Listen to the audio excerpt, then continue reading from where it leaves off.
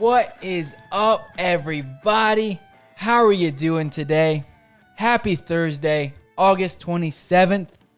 My name is Michael. This is John. Hello, everybody. We are the Fantasy Tap. This is a sour beer. Is it? You haven't even opened yours yet. I haven't opened mine yet. Everyone listen for that crack. It's You pretty guys sour. heard that sound before? I like it. Got my mouth all tingly and puckering. Oh, wow. So Hey. it's a good one. Hey, this is a small brewing company, too. Actually, kind of local to us. So good on them. Mm-hmm. Hopefully they like this shout out. Yeah, definitely. So it's a good beer so far. We are drinking the Peaches and Blue Dreams Mosaic Hopped Sour IPA brewed with local peaches. And it is by Sailfish Brewing Company out of Fort Pierce, Florida. It's a good one.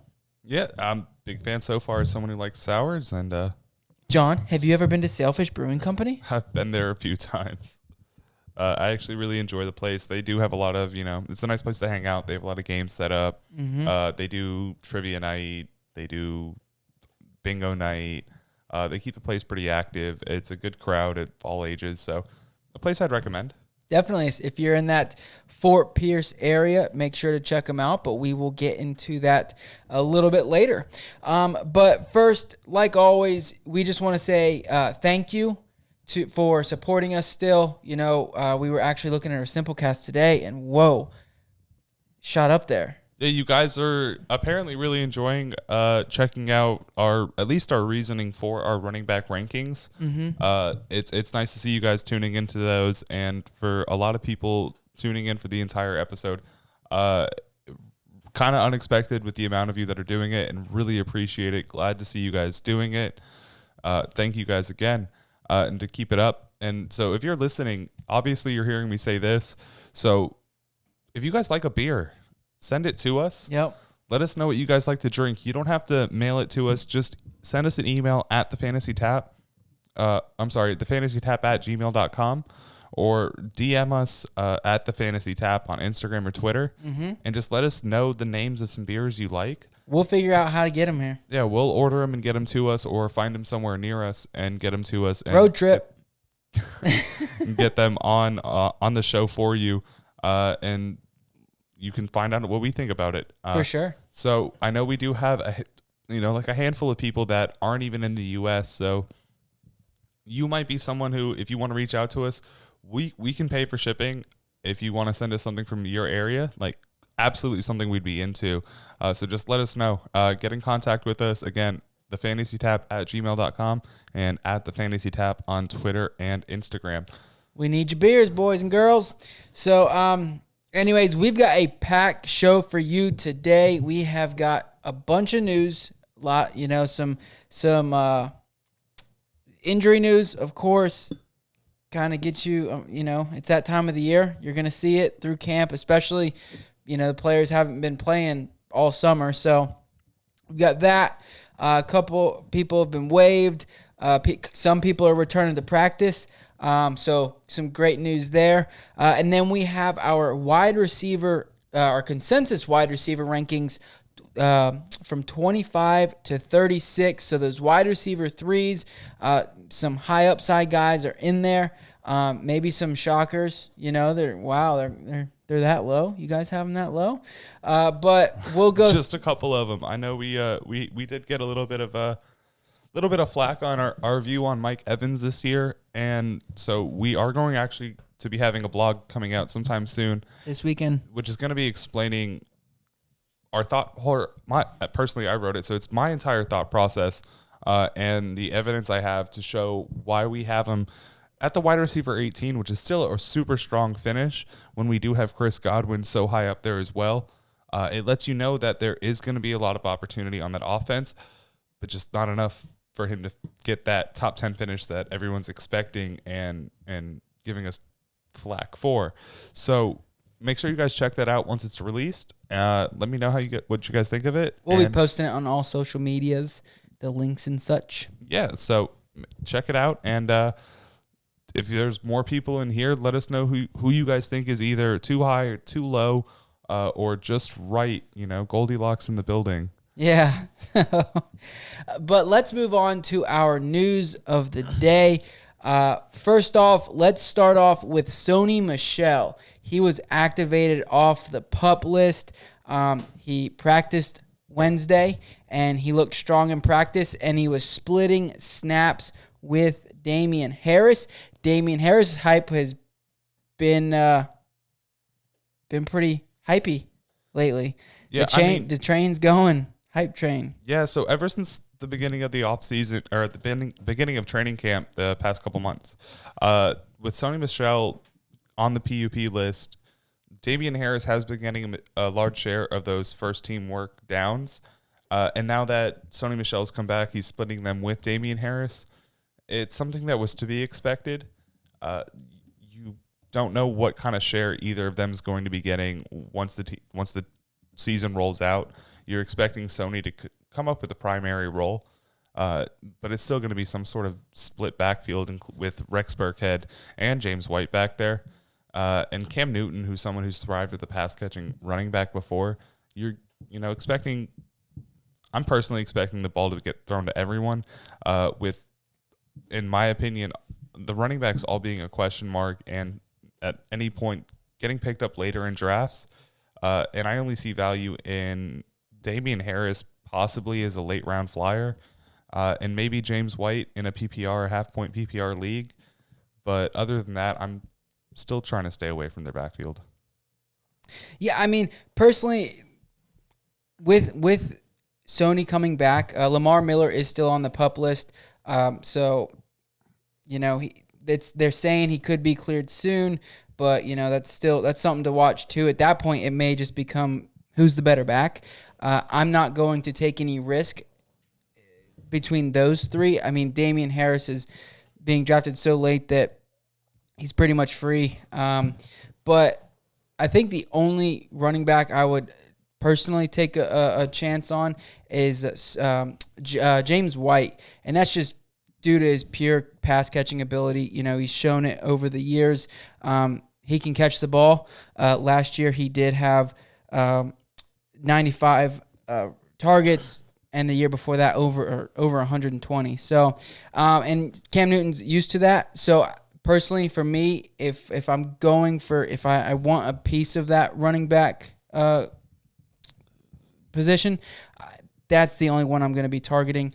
The others, for me, are just a little too congested.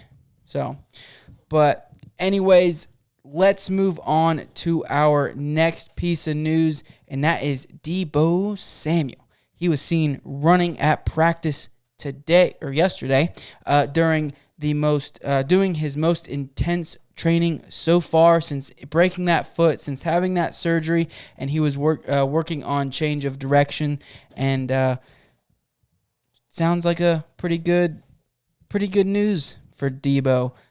They're still unsure whether or not he will play week 1, but seeing him work on the change of direction and running like that, I think is pretty positive, especially for where he's at. I don't think he'll play week 1, maybe 2, but I wouldn't expect to get any real work or fantasy production until week 3, week 4, if you draft him. So this is actually coming from the same reporter, and Matt Barrows from The Athletic, that let us know from our Tuesday show, or reported that it's likely Deebo Samuel sat out weeks 1 through 6. So again, this is something you just want to make sure you're paying attention to the situation, keeping up. From hearing that to seeing him saying that he is working to start week 1, even though it's unlikely. Just again, if you're drafting early, if he's falling in your drafts, could be someone you want to pick up just because you don't know when he's coming back and what he's going to do. But you're going to want him on your roster when he is back and healthy. You just don't want to pay a premium for someone who you don't know when they're going to be ready for you. Yep. So keep up with our show so you guys know. I mean, obviously we're reporting on it regularly as it's coming in, so you guys can stay up to date with it, because we've told you last show what was happening, what the same reporter had said. So much can happen in camp, and so many things, it can go day to day, and they only know so much. Yeah. But I feel like he's actually the most, like we've talked about Debo the most. I feel like the very first podcast we did, he got injured, and it's just been Ever since then. a consistent. Yeah, I mean, it's because it's such a questionable situation that he's in where it's, they even talked about it, like we talked about his first time, was that even if he comes back, depending on how quickly he comes back, the re-injury risk can go from 85 to 50 to 30 to almost 5%, depending on how long he comes back. Right. It takes him to come back. And so when he got injured, he was right at that threshold where if he came back week 1, it was going to be somewhere, I want to say, in the 30% mark. But everyone heals differently and everyone comes back at a different rate. So it depends what he's actually doing and how healthy he's feeling and how healthy he actually is. Right. And that's not something that you're able to, physically or just look at and see. And say so it's looking at what he's doing, and to see him on the field running is good news. I know if you're drafting soon, I know he's still fell pretty low in ADP. I don't know. I don't have it up personally. Currently, he's in half point leagues. He's going ADP 83.1. A couple other players around him, just to give you a little bit of a benchmark. Other wide receivers are Julian Edelman at the 82 spot, Jarvis Landry 83.8 ADP, and then Tyler Boyd 85.1. So there are a few other options there. Jarvis Landry is obviously dealing with that hip injury there. Out of those players I named, Julian Edelman, Jarvis Landry, Debo, and Tyler Boyd, which one would you grab? Season long, I'm probably looking at Jarvis Landry at that point. And that's just, I understand he's going through that hip injury problem, but based off of what we saw last year, especially with OBJ getting his 16 games last year, and Baker coming off what looked like a bad season for him, hoping he bounces back and it'll help them thrive. But week by week basis, I think Debo towards the end of the season, if I'm strong at receiver, he could help you win a championship. He can help you win a championship. And I think once he comes back and he's healthy, if I'm strong at receiver and I've got people I can play for the first few weeks comfortably, and wait to see what happens with him, and I can hold him on my bench, if not trade and get rid of him, I'll do that. Yeah. I'd pick him up over Jarvis Landry if I'm in that position where I don't need him right away. So really it's a big if. It depends on how you're drafting, what your team looks like. Are you willing to take on that risk of not having him for the first few weeks, but potentially having, a high-end wide receiver too down the stretch? So anyways, we'll keep you updated on any Debo news as we have been doing so, but let's move on to Joe Mixon. Unfortunately, he did miss practice Wednesday with an undisclosed injury. We kind of touched on it on Tuesday's episode. We didn't originally think it was too serious, and it may not be serious.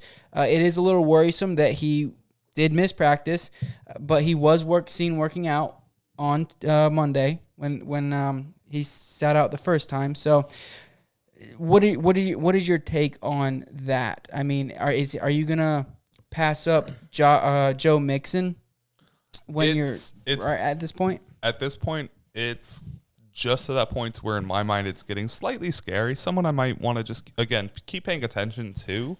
If I'm drafting tomorrow, I might feign away from him and, maybe grab someone else who's going in that area, such like Miles Sanders or Clyde Edwards, and maybe just take that upside. But I do know that it's still 15 days out, 14 days out until, the season actually starts. And even if it's a small injury or something that's just keeping him out of full padded practice, isn't something that's going to keep him out of the season. Yeah. And again, it's a week by week basis. The only thing that kills me is he's such a high draft capital. Yes. He's getting drafted at the 10 spot at in some leagues 11 or 12. He's currently going at 10.7 ADP. Yep. So it's a high draft capital to take that risk on, and that's the only thing holding me back from him. But the people after him are, Miles Sanders, who's someone I don't know if I trust him as much as I do Joe Mixon. Where Joe's healthy, he's getting that share. Mm-hmm. There's currently 15 days until football, so And then obviously if he doesn't play the first game, so he's not gonna, just something to keep an eye on. I'm not too worried about it at this point, but just definitely something to keep an eye on. And we will let you know any updates as they come. But anyways, AJ Green returned to practice. That's a great piece of news. Tyler Dragon reported that from the Inquirer on Twitter. Good to see him back. Hopefully he can stay healthy as long as he can. He made this list today. We're going to be talking about him a little bit later. Yeah. So if as long as he can stay on the field, stay healthy. I mean, he is a very high upside guy. He has done it for years. He has shown he is a wide receiver one in fantasy football, but staying healthy has been his downfall the past few years. And then David Montgomery, he suffered an apparent groin injury Wednesday after he slipped and fell at practice. Initial reports said that he was carted off the field. However, he was not. He did enter the building under his own power and was being evaluated. I'm sorry, and after... Am I reading this wrong? And then he was evaluated. But that is a little bit scary to see. Did you see the video, John? No, I didn't actually see the video. Yeah, there's a video. I mean, it's he slips, just missteps, and goes down, starts to hobble. So just to clarify for you, so originally it was reported to news outlets, and they were hot beating it that he was carted off the field. And the truth behind it, and it was actually just reiterated by Adam Johns of the Athletic, that what had happened was he left the field and gone into the team's building, the locker room and everything, under his own power and walked away. But from the team's locker room over to the medical center is actually apparently a super long walk. And so they had carted him from the team's building to their medical center, which is actually Hollis Hall. And the direct quote was, Montgomery left the field and entered the building under his own power, but after being evaluated, was carted off to Hollis Hall for further evaluations. Beautiful. So he left under his own power, meaning that he can walk, hobble. There was no mark of how whether he hobbled or if he limped or what. But from that point, other players from the team did come out and say that everyone gets carted there just because it's such a long walk for them. Beautiful. Don't be alarmed. He was not carted off the field. Anyways, Dolphins waived Kalen Ballage. Huge news in that running back room. Not really. So I didn't. I know. I had a lot of stock in him like 2 years ago, and when they were kind of questioning whether or not him or Kenyon would get the work, but never seemed to work out for me, and always someone that just rode my bench. Sat on the taxi squad. Getting rid of. Yeah, because it's always like, once Kalen Ballage gets his opportunity. Yeah, it never panned out. So, and then Chris Carson, he returned to practice Wednesday. Great sign for him and the running backs in Seattle. So he was gone for personal issues. Plus, he's coming back off that hip injury from the end of last year. But he did miss, I believe, the first 9 practices due just to a personal matter. But he is back on the field practicing there, and good news for him. Yeah, I think he's a super talented back. Really happy to see that he's back and healthy. He did only miss for some family and personal issues. It wasn't an injury or anything like that. Really talented and great to see him. Hopefully, people, pick him up. I mean, he's currently going around ADP of 27, so I think he's a solid pickup. Really? At 27, I mean, he's pretty far down there to where he could be a solid pickup at that point. I just see him more as definitely not a running back 2. Or as a running back 2, definitely not a running back 1. But if you're going towards the mid to second round, I wouldn't be terrible grabbing him. Yeah, I mean, he worries me. His situation worries me, and we've talked about it before. But Lev Bell's going right behind him, and I like Lev Bell a little bit more this year, even though I like Le'Veon a lot more than I like Chris Carson. Just the opportunity share with them picking up Hyde. and Rashad Penny's going to be coming back towards the end of the season. It's just not. He's just not going to get he's going to be their primary back, but they do work from a split backfield, especially before you saw Penny go down, and even after Carson went down himself in week 15 or week 16. You're just not going to see enough production from him to get him up higher from that point. I think this year there'll be more of a split Passing backfield, and I think that Chris will definitely get the majority of the shares, but Hyde will eat into those shares. And he'll find his position. I mean, he got 242 carries last year when they already had someone who's been in that offense for a while and long enough for them to understand it and work it with Duke Johnson there. So, I'm sorry. I got in Houston's offense last season. So you're still expecting Carlos Hyde to at least get his work. They're not paying the guy $4 million for no reason. So he's going to get a handful of carries, and that's going to eat into Chris Carson's opportunity, especially with his injury risk and what he's been through. Missing, I think it's 15 games in the past 3 years, almost missing a full season. Mm-hmm. Yeah, currently I have Chris Carson for 234 attempts. It's a fair share. I mean, that's not a small amount. That's actually pretty decent. And then I do have Carlos Hyde for 116, which no running back last year got over 65. No, 65 touches. No running back got over 65. Other than Chris Carson. Oh, okay. I'm sorry. Russell Wilson was the second leading rusher on that team. Or in attempts wise, so with 75. So yeah, I mean personally, I have Chris Carson getting 231 carries, which is again very close, fairly solid amount as far as I'm concerned. And that actually, I mean, that's putting him at number 14 in total carries amongst running backs next season.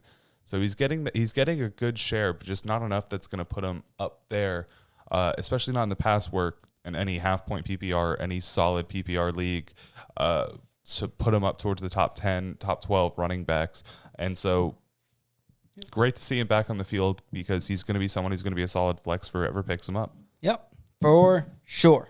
But that is it. That is the news for today. We will bring you any news we have or updates tomorrow for Friday's episode. But let's move on to our consensus rankings for wide receivers between spots 25 and 36. First receiver off the board at number 25 is T.Y. Hilton. He is currently going ADP of 54.2. Wide receiver 22 off the board. And last year, he finished wide receiver 57 in 10 games with quarterbacks Jacoby Brissett. And was Jacoby the only? Jacoby was the only starter last year. Okay, all right. And he was actually a pretty solid starter. I personally was a little surprised to see them sign Phillip Rivers. I really hoped that they would just trust Jacoby this year. But as far as T.Y. goes, he's in an offense where they're primarily a run-heavy offense with a lot of passing upside with talent on their wideouts. T.Y. has been there for a few years and has always produced extremely well. But the main issue that a lot of people have been nagging on him for, and you'll see it with reports in and out, is that he's super injury prone. But he's only missed 9 games in his entire career, which really isn't that crazy. But able to put up a lot of numbers for that team. Showed last year that he was able to do a lot with his 10-game split, finishing at wide receiver 57, and being an absolute monster anytime he gets the ball in his hands. Yeah, definitely. So, personally, when I started looking into T.Y. Hilton, I went back to his 2018 season, and he had some a pretty decent year. He finished as where is it? Oh, six in yards after catch. He's always been a guy that you can get the ball to him in his hands or whatever, and he will take over that. He'll take the ball down the field. He always has a big play upside, and Phillip Rivers still has it. He still has a little bit left in the tank. I think that he's not going to be the, Rivers of old, but I think he's going to do enough to get T.Y. the ball. And in 2018, like I was saying, T.Y. finished as the wide receiver 14 on 14 games in a half-point league. So he still has it in the tank. He did miss, obviously a few games, and the quarterback play probably had to do a little bit with where he finished along with the injury. So I do think, personally, I think they upgraded at quarterback, and that's in turn going to help T.Y. They also added Jonathan Taylor, who could take some pressure off of the passing game. They could run the ball a little bit more. Last year, they ran the ball 471 times, and they threw the ball 513 times. So a fairly balanced offense. Something that I find really great in it is, they did have Zach Pascal opt out of the season, and then today reports came out that Paris Campbell was actually going through concussion protocol because he was in a car accident. Mm-hmm. They added Michael Pittman into the offense, but T.Y. Hilton's going to be someone that Phillip Rivers can just find a comfortable passing option to. They didn't really add any pass catching backs to their offense. They only really have Nyheim Hines. So with Phillip being such someone who's ready to throw the ball and move the ball downfield, you'll find a lot of opportunity coming T.Y.'s way. Other than last season, in his rookie season, he hasn't seen under 100 targets, and he hasn't really finished under 1,000 yards other than those two seasons too. Mm-hmm. So he's someone who can get the ball, do a lot with it, and be a security blanket for a quarterback who likes to air the ball out. Mm-hmm. I love T.Y. Hilton this year, but a little bit of injury-ish risk. Just curious about how he doesn't miss a lot of games, but he's always on the injury report. Right. And always seems to not be 100%, but still plays through the week. Yep. And I guess the only downfall I see to Phillip Rivers is as long as he can get the ball to T.Y., because he doesn't have the arm like he used to, but as long as he can find a way to get the ball to T.Y. could definitely capitalize on plays. Currently, where do you have him at, John, in your rankings? Personally, at the moment, I have T.Y. Hilton sitting at my wide receiver 22 with 128 targets, 987 receptions for 991 yards, with 8 touchdowns, and that's at a full 16-game stretch. I think he's going to be a good red zone target for someone who's going to find the end zone for Phillip Rivers this year, even if it's a yard after catch thing. Yeah, he'll take the top off of defense. He always has. So with Hawkers in there, they did lose Eric Ebron this year, so I think that they lost a little bit of their red zone receivers. Beautiful.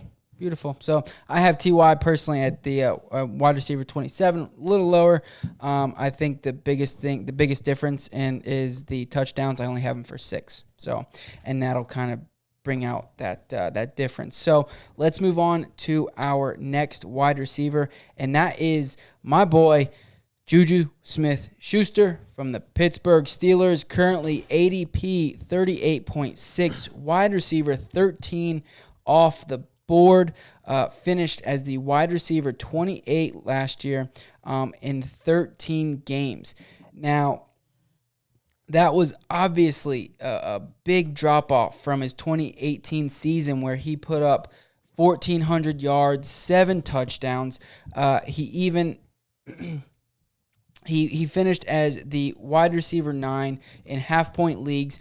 I felt like last year when the hype around him was it like very, very hype He wanted to. I mean, people were taking him so early with such high expectations, and I think that now, obviously, they've cooled off on him a bit. So. Well, part of the issue you saw with Juju last year was that they lacked. I mean, after the first week, Ben Roethlisberger was down, and so what you will end up seeing, what you saw last season was Mason Rudolph and Duck Hodges coming out there and being the quarterback for them. So hopefully with the addition of a better quarterback play and someone who's going to be airing the ball out a little bit more and throwing the ball a lot better, more accurately, and getting it to their receiver, you're in for a lot more. Part of the hype that came with him last year was his 2018 finish when they obviously still had Antonio Brown. Mm-hmm. But that year they ranked first in passing plays. Juju ranked second in red zone receptions, first in yards after catch, which is the main draw to what happened. But there was a huge question mark of whether or not that he'd be able to handle that wide receiver one role without someone extremely talented like Antonio Brown on the opposite side of the field taking that pressure off the top for him. Right. So everyone was extremely curious to see how that worked, but he only got 12 games to do it. He did play a couple games injured. Again, that quarterback play, I don't think that 2019 for Juju, and this just might be because I love the guy and I'm slightly biased towards him, but I don't think 2019 even counts for him. Like, I don't think that's a true representation of what he can do in that Steelers offense. Right. And sorry to interrupt real quick. I did read that wrong. He did finish as the wide receiver 65 in 12 games. I apologize. I read the next guy down, his finish from last year. But no, I 100% agree. I think that he has the talent. He did add a little bit of muscle. I don't know if you saw that Instagram post, though. Added a little bit of muscle. They brought in other weapons around him, I think, to take a little bit of pressure off, and of course he gets Big Ben back. But it is a little worrisome for me. I currently do have him as wide receiver 24, 84 receptions for 1,108 yards and 7 touchdowns. I think that's totally attainable by him. And his ceiling is even higher than that. You know, he obviously he showed he can do it in the past. But can he do it as the team's wide receiver one? You know? See, and personally, I have him in for 82 receptions and just under 1,150 yards. My biggest draw is that I find that Vance McDonald and Eric Ebron are both people that are huge red zone threats. They're people that like to catch the football. I mean, you saw Eric Ebron get his 12 touchdowns 2 years ago with Jack Doyle being on the offense in Indianapolis. Mm-hmm. So I don't see Juju getting as many touchdowns, which is why I have him at my 26. And that's really the only thing holding him back in my eyes. And I see a lot of his touchdowns being from breakaways, yard after catch runs, or even something like just maybe a nice corner pass on confidence from the quarterback. Yeah, and he'll have a much better quarterback. I'm actually writing an article right now in regards to Kenny Golladay, but it talks about him and his struggles with his backup quarterbacks and how they relate to that. So, anyways, let's move on to our next receiver, and this is the guy I read on accident, his finishes, but it's Marvin Jones. We have him as our consensus wide receiver 27, which is pretty high, especially for where he's going. This may be one of the steals of the draft. He's been pretty hyped up throughout the draft, especially with Matt Stafford coming back, but currently his ADP is 92.6. He's the wide receiver 37. Last year, he finished as the wide receiver 28 on 13 games. Yeah, I mean, honestly, I think Marvin Jones is a huge steal this year. Someone who last year got 19 deep targets, 11 red zone receptions, which ranked him 9th in the year. Got 9 total touchdowns, which was 3rd, with his teammate on the other side getting his 10 or 12. 11. His 11 last season, sorry. Leading in receivers. So if with Matt Stafford healthy throughout the year, continuing hopefully what he was doing Mm-hmm. last season, even at a slight regression on that, you're still going to be seeing a huge amount of work for both receivers.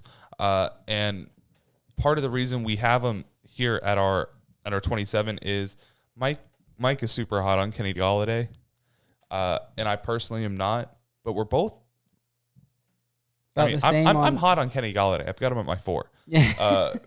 But we're both pretty hot on the fact that Matt Stafford, even at a regression, is going to be just playing his heart out. And someone from that offense is going to be benefiting from that. And I see that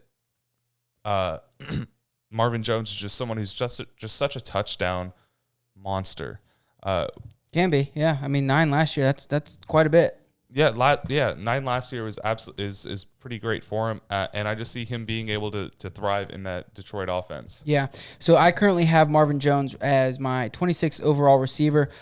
He's going to get 90 receptions. I have him for 92. He's shown he can catch the ball a ton. I have him for just under 1,100 yards and 6 touchdowns.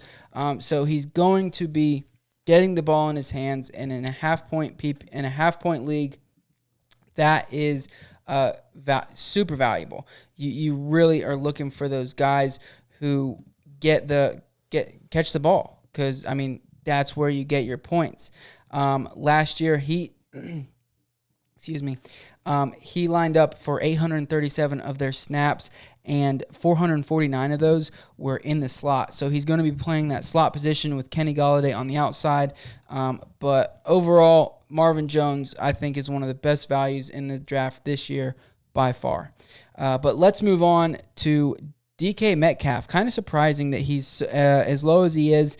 With the finish he had last year, you'd think, which, I mean, he did just finish right behind this, but with the finish he had last year, you would think that he would take a much bigger step forward. Right now, he's currently going as ADP 43.1, wide receiver 18. He did finish as the wide receiver 33 last year in 16 games. John, where do you have him, and why do you have him there? So I personally have him as my 21. I actually have him above Tyler Lockett, I believe. I have him above Tyler Lockett, and that's purely on the fact that I just see DK as someone who's going to be getting a similar more targets than Tyler this year.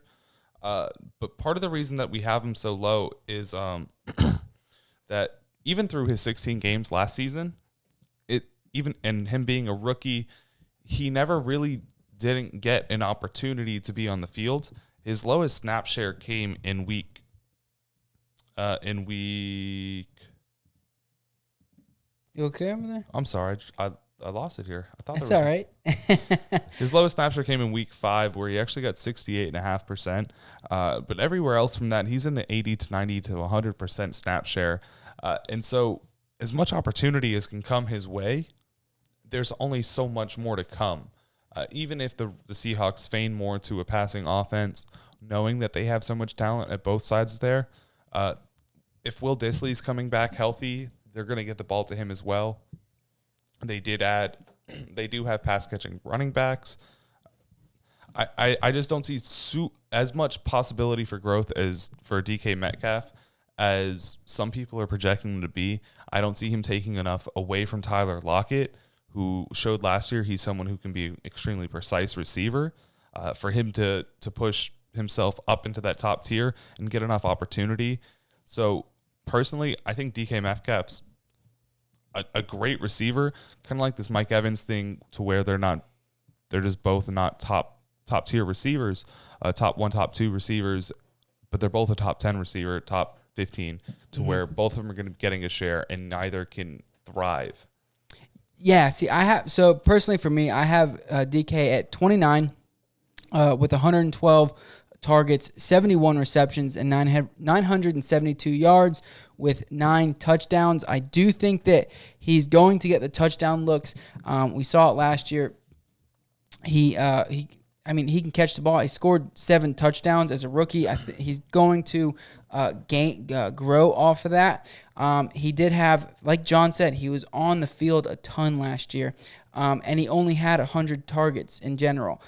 So I think that personally I have Tyler Lockett being that team's number one receiver. I have Tyler Lockett getting 114 targets. So just two more, but I do have his catch percentage a little better as DK does get those deeper targets. Let's see, and I do have Tyler for 2 less touchdowns than DK. But I think overall, in general, Tyler's going to be getting, in my opinion, a little bit more of the targets in that offense, and a lot more catchable because they're not going to be those deep passes. Now, DK will put up those weeks where he scores a 75-yard touchdown because that's just who he is. He's a very fast, physical football player. And his upside, I would say, is a high-end wide receiver too. I see the probability of him finishing just outside that wide receiver 2 spot, at that 29 is a solid flex. So, yeah, absolutely. Coming in at number 29 is Michael's favorite person of the year, actually, and so we're not going to get too deep into this one. I would say second favorite player of the year. Okay, second favorite player. So we're not going to get too deep into this one because it's going to definitely come up again, and we'd like to get more in depth when we have more time. But actually, at 29, we have Michael Gallup. We could do a whole show on Michael Gallup. We could do a whole show on, yeah. So his current ADP is 75.6, currently going as a wide receiver 31. He did finish as wide receiver 22 on 14 games last season. Some people are calling him this year's Calvin Ridley, is what I've seen in a few posts from people, a few just comments from people. Someone who's going to be coming into the season and just balling out as a wide receiver, supposed wide receiver 2, and just thriving off opportunity. And as far as I'm aware, that's something Michael believes. I do see him getting a solid chunk of opportunity. Personally, I have him down at my wide receiver 33, which is not terrible. Him getting over 100 targets for 65 receptions, just under 1,000 yards and 5 touchdowns. So I do see him getting a good portion of what he got last year. I just don't see him getting as much as he did and getting as many opportunities and doing as much work with it. I do think that they added like the CeeDee Lamb, and hopefully Blake Jarwin can take over his the lack of Jason Witten being there and those vacated targets. I don't see Michael Gallup getting such a chunk of those that it's going to rise him too much. And I think with the addition of other people, there's other places that Dak's going to be throwing that ball. Yeah, I mean, you can. I see the argument. The biggest thing that I like is the fact that last year even Amari Cooper had less of a target share than Michael Gallup. Michael Gallup had 21.7% of their target share, and also, I mean, he's shown he's a talented receiver. I'm not too worried. They do, and I guess this is my biggest thing, is they have 190 vacated targets. Not saying they're going to throw for all 190. I actually don't have them throwing as much as they did last year because of Tony Pollard and Zeke. I think they're going to run the ball quite a bit. But at the same time, I think that, with that vacated 190, some will go to Blake Jarwin, some more. He had just over 30 last year, and then there will be plenty for CeeDee Lamb there as well. And I do see that that Michael Gallup will get a slight increase from last year. I currently have him at 126 targets and 72 receptions, just over 1,100 yards and 8 touchdowns. So I am pretty hot on him this year. He's finishing as a low-end wide receiver 2 in my books, as the wide receiver 21. So, but let's move on to our next wide receiver. That is Marquise Hollywood Brown. Sky's the limit for this guy. Currently ADP 62, wide receiver 26, and he finished as the wide receiver 46 in 14 games last year. He's got massive playmaking ability. You can throw the ball to him, behind the line of scrimmage, and he can take it to the house, or you can let him run downfield by everybody and throw him a 50-yard bomb. We saw it against the Dolphins, unfortunately, last year, week 1, where he shredded the defense. Shredded it. Yeah, I mean, he definitely got behind the safeties one play and broke it away for a bit. Yeah. So the sky's the limit for this guy.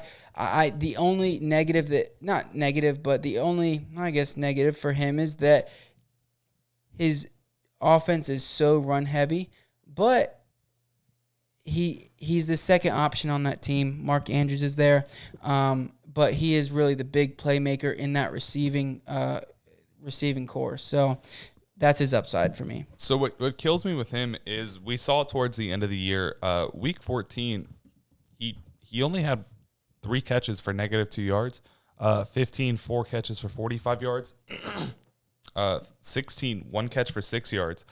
So towards the end of the season, he was almost not being used too heavily, and I know there were some some nagging injury concerns towards that point. So you're kind of curious to see what happens. He did put on a lot of weight this offseason. I think it was over 25 pounds. I think he's like 18. He went from 157 to like 180 or something 180, like that. yeah, so like 25 pounds. But Baltimore does have an extremely hard schedule starting the year. They have Cleveland's defense up first, which is the 26th ranked defense in the league. And then after that, they have Houston, Kansas City, and then Washington. Pretty good opening schedule. I mean, up until Washington, Kansas City's defense this year could be kind of scary. And with not such a pure pass-heavy offense, with the Ravens kind of being just this weird offense where you've got a quarterback that's going to run over 100-plus times, almost guaranteed. They could dump it off to the tight end, the 3 tight end sets they ran last year, or they might throw it to the receivers. You're just not seeing his talent given that share and given that opportunity that is going to be like you would someone with his skill set, like a low-grade Tyreek Hill. It won't be consistent. It's not going to be a consistent thing. It's going to be he finally breaks away. Yep. And best ball leagues, great. Yes, big time. Great best ball player. Redraft or dynasty, I don't want to rely on him. You don't want him as your wide receiver 1. Wide receiver 2, I'd be very nervous. Huge upside, low floor. Yeah. So, anyways, let's move on to Jarvis Landry. Currently ADP 83.8. Finishes the wide receiver 35. Is going as the wide receiver 35 and finished as the wide receiver 12 last year in 16 games. Much higher than many expected. Obviously, people thought OBJ was going to be the number 1 on that team, and I guess he did have more shares. I believe Jarvis had 133 and OBJ had 136, if I'm not mistaken. Yeah, last year. And Jarvis Landry was, like you said, he played his full 16, and as did OBJ. He got a target rate of 26.6%, which is 6th in the league for receivers. So he did get a good share of that offense. The only thing for me that's keeping him out any higher is the fact that OBJ self-reported that he is coming off his own injuries, has gotten is healed, is ready to go, and is coming off his own bad year. And if that's anywhere near true, the team knew it before any of us do, and Baker knows to feign towards Jarvis, who's such a talented receiver who could be a 1 on some teams. Like the Dolphins. But I see Baker getting more opportunity this year and more of a share, and him relying on Odell until it doesn't even work out, and then maybe Jarvis feigns back. Yeah. But even as a 2 in the Browns offense, if Baker's anywhere near competent this year, you should see Jarvis Landry giving you solid wide receiver 2, possibly flex numbers with if Odell goes down, maybe even wide receiver 1 weeks. Mm-hmm. And so that's someone that at this point in your draft you're going to be wanting to pick up, and someone you should be really happy to grab as like a 2, a flex, or even a bench. Yep. And just to reiterate, Jarvis Landry had 138 targets last year. Odell had 133. So Jarvis did lead that team. I think it'll be flipped this year, but we'll see how it goes. And that hip injury is a little worrisome, but definitely, for where you're grabbing him as the wide receiver 35, I definitely think he's a value there and could definitely or return on investment. So, anyways, let's go down to AJ Green, currently ADP 64.3, wide receiver 28. He did not finish as a wide receiver last year because he did not play. So, obviously, like we said at the beginning, he's shown time after time after time, season after season, that he is a number one receiver in the league. He has got the talent. He can put up the points. He can touchdowns, yards, everything. But can he stay healthy? We saw a little bit of a scare with his hamstring at the beginning of this training camp, or the middle of the training camp. So it's a little worrisome. I wouldn't mind grabbing him this late as a wide receiver at the wide receiver 28, because he does have the upside. But you really just got to see how, if your draft is closer to the season, see how he does the next week or 2 weeks, and then kind of make your decision on that. So yes, again, someone you're grabbing a little bit later, upside when he plays, downside in that injury or risk. Pay attention to us, pay attention to your news sources, and keep up on what he's doing, because if he's full and healthy, especially with a young quarterback, someone you're going to want on your team and someone who they're probably going to end up relying on as long as he's healthy to play. Mm-hmm. So, and then let's move to Jamison Crowder, our number 33 overall, current ADP of 126.8, wide receiver 47, finished as the wide receiver 26 last year in 16 games, got a ton of targets from Sam Darnold and company. I mean, he's going to lead the team again in targets. Oh, without a doubt. I think Jamison's an absolutely sneaky grab. I mean, he's someone who really is going super late, like we just said, ADP of 126.8, which is nearly undrafted in some leagues. Sam Darnold doesn't really have too many receiving options on that team outside of Jamison Crowder. Denzel Mims has been reported with a hamstring injury the past few weeks. They did sign Chris Hogan. They did sign Chris Hogan, which 7-11. Which kind of lets them understand, which kind of lets you guys understand that they're looking for receiving options, and he's someone who showed himself to be valuable for them. I mean, he got a huge share of the snap percentage, never really falling below the 67% mark. But his targets in week one, he got 17 targets week one. Throughout the season, breaking that 10 mark at least 3 times, just under at that 9 another 3 times. So he does get his fair share. They were rotating through receivers last season between Quincy Enunwa and Brashad Perriman. Well, he was on the Bucs. Yes. Robbie Anderson was there. Robbie Anderson. I'm so sorry. I was thinking of speedy, deeper threats.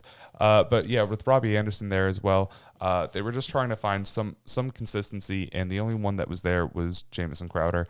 And you should see that a lot more this year, and hopefully a little bit better work from Sam Darnold to make Jamison Crowder's value go even higher. Yeah, 100%. And Sam will hopefully not be kissing anybody and getting the mono, so he hopefully will be there all 16 games, and that would definitely benefit Jamison Crowder. Now let's move on to quickly through our next 3 players, our last 3, and that's Darius Slayton, currently going ADP 106.1, wide receiver 42. Last year finished as the wide receiver 34 in 14 games with the New York Giants. I said it a couple of weeks ago that, I mean, he could eventually be the number one for this team. And he showed a connection last year with Daniel Jones. They were comfortable together. Evan Ingram was hurt. Sterling Shepard was injured. Golden Tate did miss some time as well.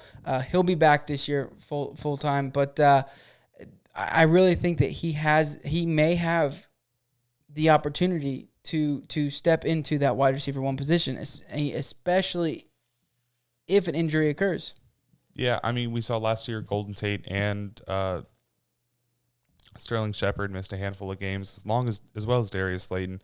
But a young guy that they picked up, they're really happy with. Daniel Jones and him did find their connections last season, the games that Daniel Jones did play over Eli. So a lot to come from him. I know we both see him getting, without him even getting a huge majority of that share, getting enough targets to push him up above. And with Jones finding that reliability in him last year, finding some sort of consistency this year would really show out for him. And picking him up at the 34 spot when he's currently going at the 42, you're getting a lot of upside value on him, with him even having a chance to go higher. Mm-hmm. Definitely.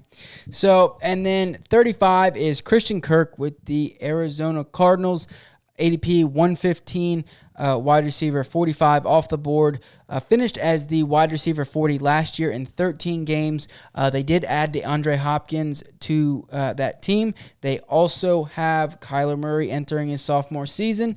And personally, for me, how I see the situation is Larry Fitzgerald's there. He's going to get his share, but I think he's going to take a step back this year compared to last year. Kind of let Christian Kirk step into that wide receiver 2 position, and I think that the addition of DeAndre is actually going to take a little bit off of Christian Kirk in a coverage perspective. So I think that he will get a little bit more opportunity and potentially finish higher. Yeah. So I mean, personally, we saw Larry Fitzgerald on a full 16-game season again. Back in 2017, finishing with 161 targets. But the year after that, he fell down to 112, and then down to 109. I do think that Larry, being in the game as long as he had, is stepping out of that role, and they're keeping him on as someone who's possibly one of the best receiving coaches that you could have on a team as a receiver. Right. So teaching those young guys, and then with DeAndre Hopkins getting there, you're opening up the field for Christian Kirk. Obviously, teams are going to be shadowing DeAndre Hopkins. So just like the Antonio Brown Juju situation, 2 talented receivers makes that second one stand out more. Mm-hmm. So I love Christian Kirk this year, and I think you're getting him, again, for a little bit of a value.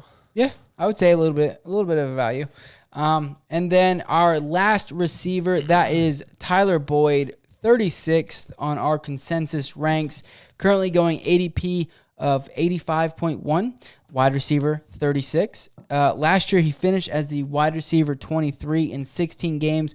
Obviously, A.J. Green wasn't there. He's back this year. They do have a new quarterback, Joe Burrow, and the entire offense, at least from the videos I've been seeing on camp, has been they've got a little bit of swagger to them. I don't know if you saw that drip that Joe Burrow picked up the other day.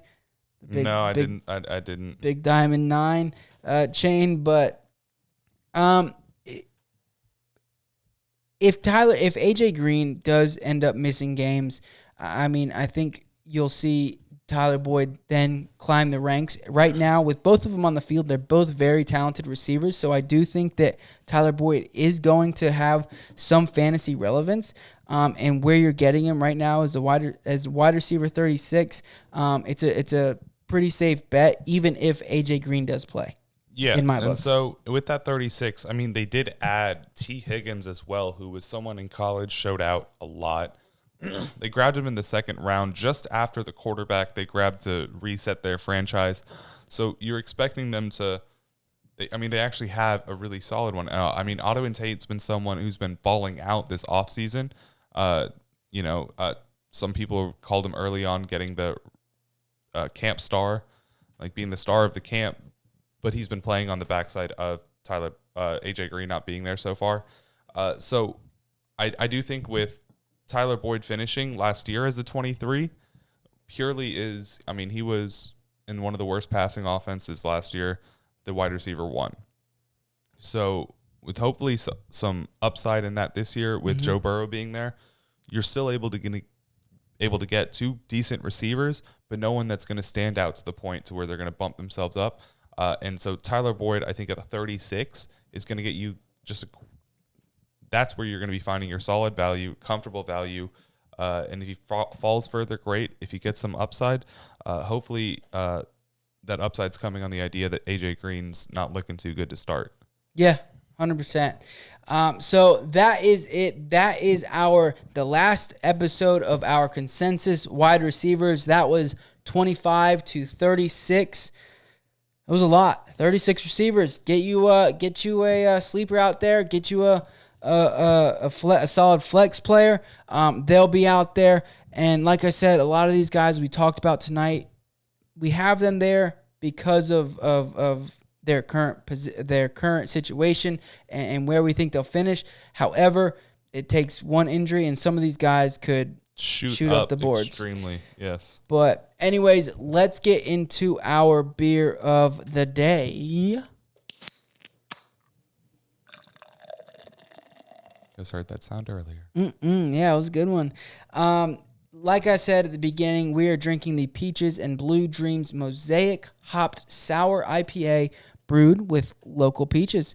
It's got a pretty dope can art. It kind of reminds me of Starry Night, like over here. Okay. And that, I mean, with the Starry Night background, I like it. Yeah. And it's got this, the curls of the branches kind of remind you of the curls of the houses and stuff. Exactly. And the hill. I like it. Yeah. Oh. So it's like a tree, rainbow. It looks rainbow tree, maybe a willow, kind of like a Whomping Willow in Harry Potter potentially. I don't know, but it looks like maybe like a leafless willow. And there's this little girl sitting there, and I'm assuming that's the moon behind her. Cool can art overall. Beer, pretty good. I enjoyed it. One of the better beers we've had. Yeah.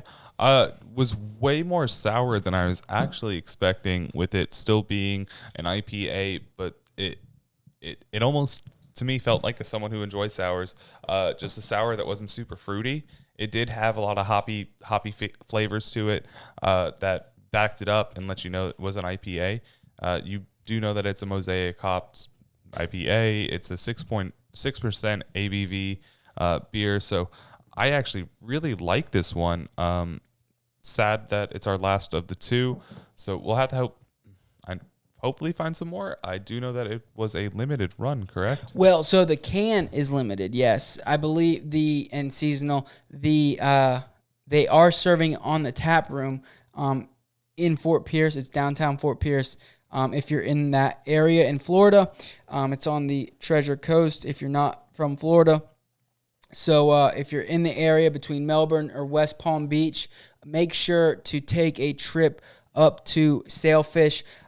They originally opened in 2013. They opened their first brew pub. It was a smaller one than they had their brewing facility down the road. And then after that, in 2017, they kind of outgrew the britches. So. Okay. Good for them. They moved to the new location, which is in downtown Fort Pierce. Do you have the address exactly? No, I do not. I do. I'm sorry. 130 North 2nd Street, Fort Pierce, Florida, 34950. Like I said, downtown Fort Pierce. If you're in the area, check it out. It's a massive brewery pub. It's really neat. They've got a spot you can get a pizza there as well. They've got plenty of other canned beers there at the fridge. They've got merch. They've got a massive bar. I think it seats like 35, 40 people.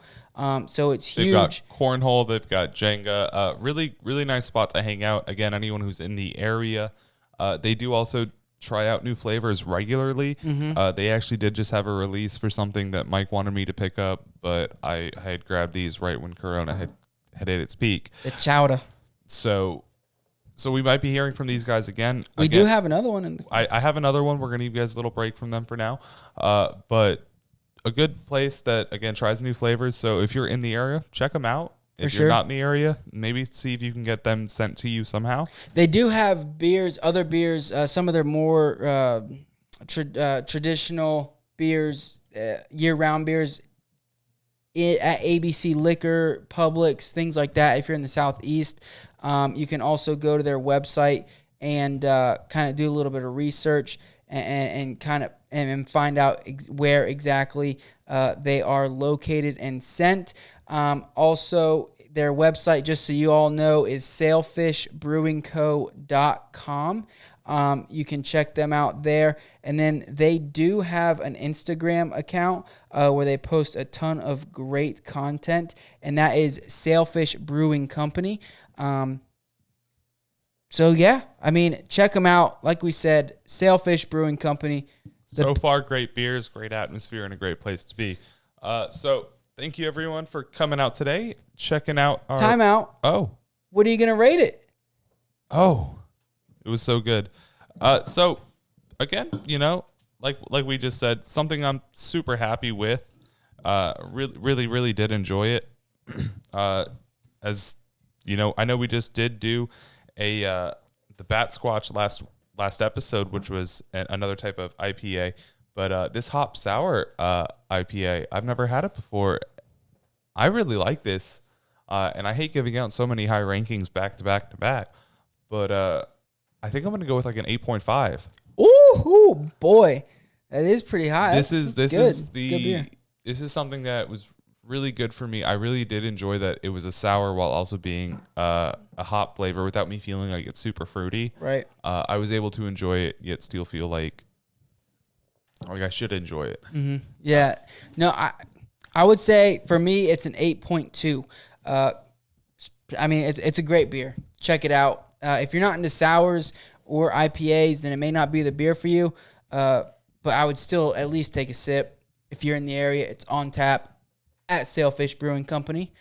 So, John, let them know where we can or where they can send us their brew recommendations and hit us up for fantasy football questions and say I love you and stuff like that. So, if you guys want to send us your favorite beers that from a local place that you guys like or somewhere across the country or even across the world, send your favorite beers to thefantasytap@gmail.com. We'll be able to check it out there. If you guys don't want to email us, reach out to us on Instagram or Twitter. Mm-hmm. At the Fantasy Tap is going to be a great place to do that. There we'll take those recommendations, try to get a hold of those, bring them on the show for you, let you know what we think of them. And again, you can let us know if you like it or not. And then if you guys have any fantasy football questions, reach out to us again on thefantasytap@gmail, at thefantasytap on Twitter and Instagram, and then hit us up with any questions. Let us help you win some championships. Let's get them rings, them belts, that money, whatever you get. That Tyreek Hill helmet. We love you guys. Thanks so much. We'll see you tomorrow.